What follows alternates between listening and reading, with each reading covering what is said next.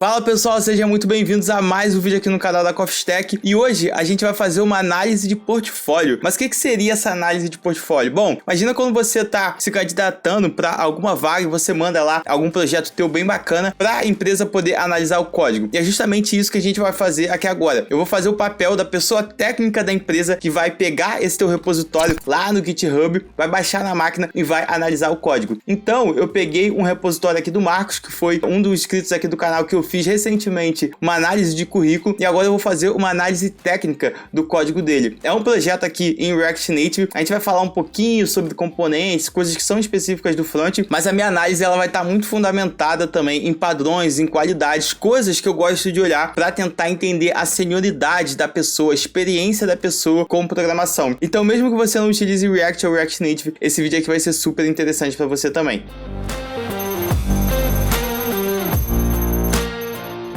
Então vamos começar a nossa análise aqui, ó. A primeira coisa que eu olho é a estrutura de pastas para ver mais ou menos como é que tá, e busco aqui o arquivo raiz, né? Nesse caso o componente app aqui, esse arquivo app.js, que é onde eu começo a ter uma noção, tem aqui os providers, tem aqui os routes, para começar a entender a estrutura do projeto. Então o primeiro arquivo que me chamou a atenção foi esse login provider aqui, e a primeira coisa que me chamou a atenção logo quando você abre o arquivo aqui de cara, é que eu tenho um bloco de código aqui de tamanho considerável comentado. Isso aqui vai soar um pouco negativo para o projeto de vocês. Por quê? Porque você não faz isso em um projeto de produção. Você não comenta trechos de código e comita isso aqui. Se você tem um código que você não vai utilizar mais, o que você faz? Você simplesmente exclui esse código do seu projeto. Ah, mas sei lá, vai que lá na frente eu quero recuperar. Para isso existe sistema de controle de versão. Para isso que a gente utiliza o Git. Então, sempre que você subir um repositório que vai fazer parte do seu portfólio, não deixe esses trechos de código aqui comentado, beleza? Então, descendo mais um pouco aqui, ó, vi que o Marcos está utilizando o React Query. Bem legal, eu gosto bastante dessa biblioteca. Se você nunca ouviu falar do React Query, tem vídeo aqui no canal falando sobre essa biblioteca, eu vou deixar linkado aí também. E eu vim olhar aqui dentro da função que está sendo utilizada ali dentro do Use Query, que é esse getData aqui. Basicamente, esse arquivo aqui, pelo que eu entendi, é um utils onde ele acessa dados que são armazenados no dispositivo, né? Tá utilizando o Async Storage. E aqui é algo que me chamou a atenção,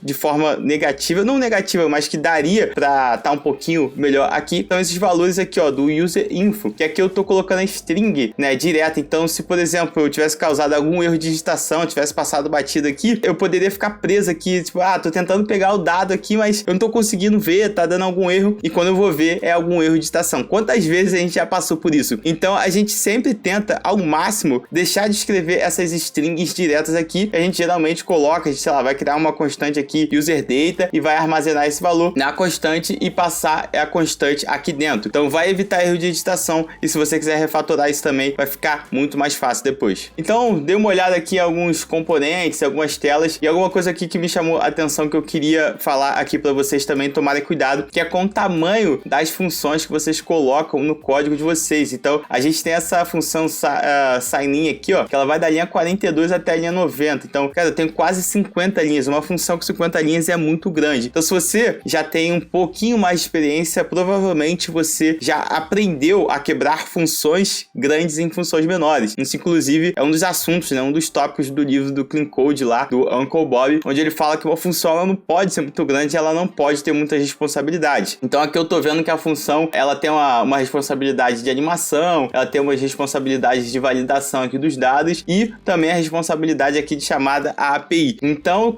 sempre quando você tiver uma função grande no seu projeto, procure quebrá-la em funções menores, porque vai facilitar muito a leitura do código, a refatoração e manutenção e tudo mais. Isso aqui é um ponto de atenção, por quê? Porque se você está num nível um pouco mais pleno, se você está mandando um currículo para uma vaga de pleno, você não deveria mais cometer esse tipo de erro. Não é exatamente um erro, mas teu código ele já deveria estar com um pouco mais de qualidade. Por quê? Porque se você já tem um pouquinho de experiência, você com certeza já se embolou por conta de uma função que é muito grande. Então, a próxima vez que você vê uma função muito grande, isso com certeza vai te chamar a atenção e você vai querer modificar aquela função ali. Procurem deixar funções pequenas no código de vocês, porque isso vai mostrar uma certa certa senioridade aí, você entende ali de qualidade, de código limpo também. Outra coisa que eu queria comentar aqui também sobre esse código, mas agora na parte do componente, é sobre esse estilo aqui na linha, ó. Repare que um dos componentes, ele utilizou o style de sheet aqui para criar, beleza, colocou os estilos aqui certinho, tá bacana, mas nesse texto especificamente, não sei porquê, ele deixou o style inline aqui, né? Tem até um aviso aqui do ESLint, né, para não permitir isso, porque isso vai sujar um pouco seu código, vai dificultar a leitura aqui na hora que você estiver colocando o estilo, e mais do que isso, em todos os outros lugares, ele colocou o style aqui dentro desse style sheet, mas aqui ele decidiu colocar direto. Então, por exemplo, uma pessoa mais júnior, um estagiário que está chegando aqui no projeto, pode se sentir um pouco perdido ou se sentir confortável para fazer o que ele quiser, ou botar aqui, ou colocar o style inline, enfim, sem nenhum critério, e o código vai começar a ficar uma bagunça, porque você não vai ter mais um padrão claro dentro do código. Outra coisa que eu sempre observo é isso, é o quão claro está o padrão do seu código. Se você está repetindo esse padrão, não repetindo código, repetindo padrão ao longo do teu projeto, porque quanto mais claro forem os padrões que você está utilizando no teu código, mais fácil vai ser para outras pessoas utilizarem e programarem ali junto com você. Sempre que você vai trabalhar numa empresa, você não vai trabalhar sozinho. Então é importante que os padrões, eles se tornem claros ao longo do tempo ali que você está lendo o teu projeto. Então quando você tem esse tipo de quebra de padrão, isso também mostra um pouco de falta ali de senioridade, porque se você está trabalhando num projeto e já é um programador mais experiente, você também tem que começar a pensar nesse tipo de coisa, pensar em outros programadores utilizando o mesmo código que você. Outro ponto que eu gosto bastante de observar, que me diz muito sobre a experiência do programador, é a camada de API, ou seja, onde no meu projeto eu estou chamando a API, como é que eu estou fazendo, como é que eu estou lidando com essas chamadas API. Então a primeira coisa aqui que eu mudaria, tentar de alguma forma diminuir esse arquivo aqui, ó. Eu tenho um arquivo com quase 400 linhas, então isso aí dificulta um pouco a minha leitura, e eu vi que ele tentou até separar aqui meio que por seções, né? Eu tenho a seção da rota do usuário e a seção da rota do vendedor também. Então isso, por exemplo, poderia estar em arquivos separados quando eu estiver trabalhando nas funcionalidades do usuário. Eu estou no arquivo na do vendedor, eu estou em outro, coisas que estão relacionadas. Outra coisa também que me chamou a atenção é que essa parte de lógica de token aqui, ela está sendo repetida em vários lugares, tá vendo? E sempre que tem alguma chamada que precisa de autenticação, eu estou tendo que passar o meu token. Então se eu pegar essa função aqui, ó, deixa eu ver onde ela está sendo utilizada aqui no projeto. Sempre que eu quiser utilizar a função no projeto, alguma chamada que precisa de autenticação, eu estou tendo que vir aqui e passar o token, ou seja, o meu componente que for fazer essa chamada para API, ele precisa pegar essa responsabilidade de buscar o token e jogar dentro da minha camada API. Mas isso é uma regra da minha API. O meu componente, ele nem deveria saber que a minha chamada aqui, ela precisa de um token. Então, quando a gente trabalha, no caso aqui ele está utilizando o Exos, a gente pode, por exemplo,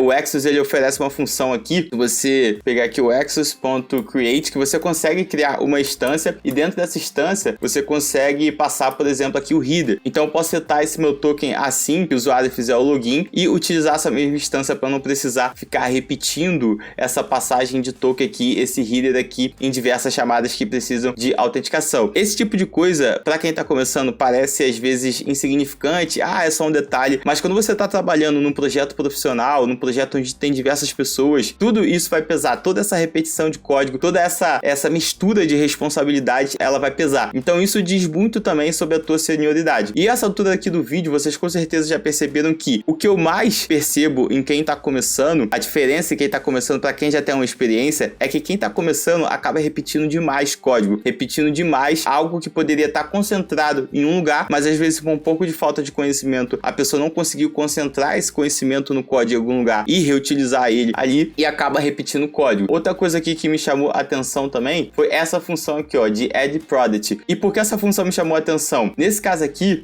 a função ela tá fazendo uma espécie aqui de regra aqui para converter um dado que ele tá recebendo aqui para poder mandar para a API, e essa lógica ela tá sendo repetida aqui na função de editar o produto também, né? Então é uma lógica muito parecida, tá vendo? Name, URI, type, name, URI, type. Então se eu quiser refatorar um, eu vou ter que lembrar de refatorar no outro. Isso aqui, pelo que me parece, ele já tá fugindo um pouco da responsabilidade da camada de API. Então quando a gente fala de API na nossa aplicação, a gente está falando de uma camada de infraestrutura, ou seja, não é algo relacionado especificamente ao meu modelo, ao meu domínio do projeto. Nesse caso aqui é um app de venda. Então não é uma camada aqui onde eu estou falando estritamente do meu modelo, do meu produto. É uma camada onde eu estou montando a minha infraestrutura para acessar a minha API. Quanto menos isso aqui tiver ligado às minhas regras de negócio, de conversão de dados, melhor vai ser, porque eu consigo isolar essa essas responsabilidades. Um padrão que eu gosto muito de fazer nos meus projetos é, ao invés dos meus componentes eles estiverem acessando diretamente a minha camada de API, como por exemplo,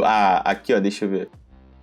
Como, por exemplo, aqui, ó, eu crio uma camada intermediária ali de serviço. E o que esse serviço vai fazer? Basicamente, ele vai ser responsável por fazer qualquer tipo de conversão de dado, manipulação de dados, para que esse dado já chegue bonitinho no meu componente, se eu estiver trazendo ele da API, ou para que ele chegue bonitinho lá na camada de API, quando eu estiver mandando algum dado para minha API, para o meu back-end. Dessa forma, eu consigo separar essas responsabilidades de infraestrutura para o domínio do meu projeto. Essa aqui é uma discussão um pouco mais profunda, que é uma discussão mais sobre arquitetura, mas se você é uma pessoa que está, de repente, buscando uma vaga mais de pleno, esse é algo que você tem que começar a prestar atenção também, essa separação de responsabilidade dentro do teu código. E por último, outra coisa que eu queria destacar aqui, mais uma vez também relacionado com repetição de código, é que eu achei dois componentes muito parecidos, né? Eu tenho esse Forgot Password User e eu tenho o Forgot Password Seller. E quando eu fui dar uma olhada aqui nesses componentes, eu vi que eles têm exatamente a mesma estrutura. Então, eu até peguei aqui, ó, para eu confirmar, eu fui dar uma olhada nesse site aqui, ó, que é o Differcheck, você consegue comparar dois textos. Copiei aqui os dois arquivos, ó, deixa eu copiar aqui e vou pegar aqui, ó, para achar a diferença. E a única diferença que eu achei aqui, basicamente, é o nome do componente e a chamada da API. Então eu repliquei toda a minha lógica somente para poder chamar uma API diferente. E se você acompanha aqui o canal, você sabe que recentemente eu lancei um vídeo falando sobre não repetir código, sobre como eu posso utilizar o React Hooks personalizado para poder reaproveitar lógica dentro da aplicação React. Falei também de TypeScript Generics. E logo no início do vídeo, uma das coisas que eu falei é que provavelmente você já se esbarrou com esse problema em algum lugar. No caso do vídeo, a gente utilizou um exemplo de paginação, mas esse exemplo aqui é perfeito também para a gente levantar esse caso de uso de quando você tem alguma coisa que ela é muito parecida ali, ela vai utilizar a mesma lógica e às vezes por a gente não saber muito como lidar com isso, a gente acaba repetindo o nosso código e mais uma vez, vai dificultar pra caramba aqui manutenção, refatoração, se eu tiver que mudar estilo, vou ter que mudar em outro lugar também, então isso aqui vai se tornar uma confusão. Vou deixar esse vídeo linkado aqui para vocês, mas para resumir aqui, basicamente o que a gente poderia fazer é criar uma única página, de repente aqui só passar um parâmetro, quando for usuário eu passo um valor, quando for seller eu passo outro valor, ou criar um componente genérico que receberia aqui a função da chamada API como parâmetro aqui no componente, né, como propriedade do componente e passaria a chamar essa API. Então assim, acho que deu pra gente fazer uma análise bem legal aqui. Eu gostei do código, assim, não é um nível de um código de um programador pleno, talvez de um programador júnior, mas eu teria que conversar mais com o autor do código para entender até que ponto ele compreende as coisas que ele fez aqui ou se ele só copiou. Mas o principal recado que eu tenho para deixar aqui para vocês depois de fazer essa análise é que o maior erro que eu vejo a galera cometendo como tá começando, e não é exatamente um erro, é questão de adquirir experiência mesmo, é que as pessoas acabam repetindo muito código. Então sempre que você vê uma repetição ali do teu código, seja de uma função, seja de um padrão aqui, como por exemplo nesse componente, enfim, provavelmente tem alguma maneira mais inteligente ali, mais eficiente de você resolver isso. Então espero que essa análise aí tenha ajudado vocês, tenham deixado boas dicas para você poder enriquecer o seu portfólio e poder ser chamado aí para as oportunidades de vagas de emprego, tá bom? Por esse vídeo é isso, eu vou ficando por aqui e valeu, até a próxima!